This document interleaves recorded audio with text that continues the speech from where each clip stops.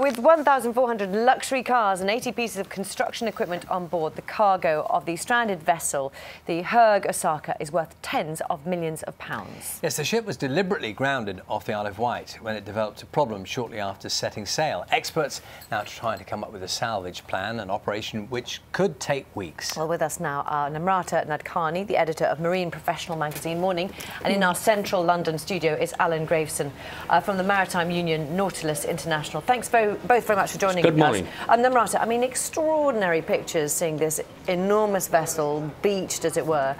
Where did they even begin with this operation? Well, I mean, the investigation is already underway to figure out what's happened with it.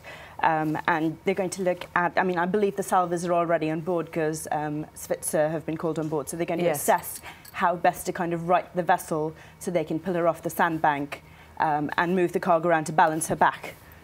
Yeah. Those are some of the immediate practical issues, is getting the balance, is that right? Very much so, because obviously when she came out of port, she listed, and the minute she started listing, they did the right thing and they ran her aground so that she wouldn't capsize in the channel and kind of block traffic and cause serious damage. So balancing her back, especially because the cars that are on board have probably moved while she ran aground. Yeah. Now, Alan, as we're looking at those images there, I mean, those of us who are not familiar with maritime practices, initially were quite surprised that it was a good idea to put it on a sandbag at all. Well, I think it was indeed. I mean, we have profound concerns over the design, the construction and the operation of these vessels. They are vulnerable vessels, particularly if the hull is breached. Now, the hull wasn't breached in this case, but clearly the vessel was unstable on leaving port, and on applying helm and turning the ship, she then took on a greater list, and clearly they did an excellent job in beaching the vessel. Now, we've no doubt that the Maritime Accident Investigation Branch will do a thorough and complete investigation. However, they will only look at the proximate cause of this. We believe there are deep-seated concerns with both car carriers and livestock carriers.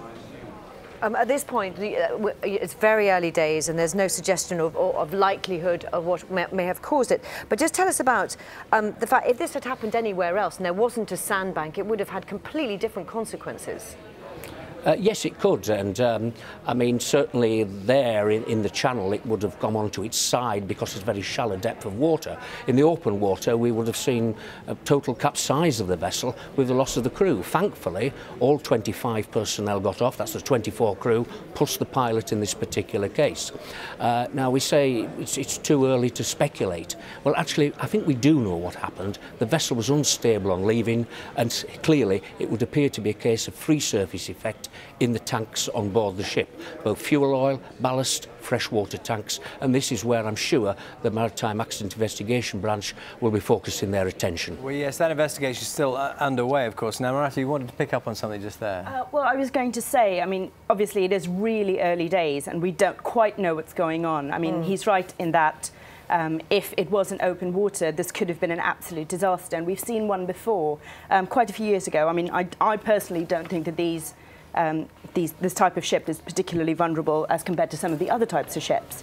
But I would say that, I mean, we've seen the Hoegh Ace, which was a vessel, which was a car carrier that capsized in 2006. And all the cars on board, of course, were destroyed and there was damage. But here, in this case, they did the right thing and they ran it aground, and she's not breached at all, which means that once she's refloated, you have a good chance of saving quite a bit of the vessel, but there's no environmental damage, and that is very important. And should we talk a little bit about the cargo if we can, Namrata, because we understand they're sort of luxury cars and construction material. I mean, it's going to be heavily damaged at this point.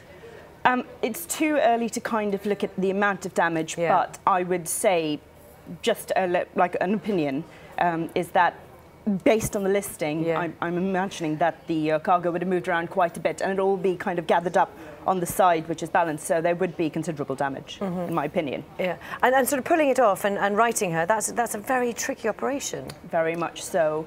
You can use something called parbuckling, which is where you actually kind of use force to rotate the ship upright, and then you can move the cargo inside.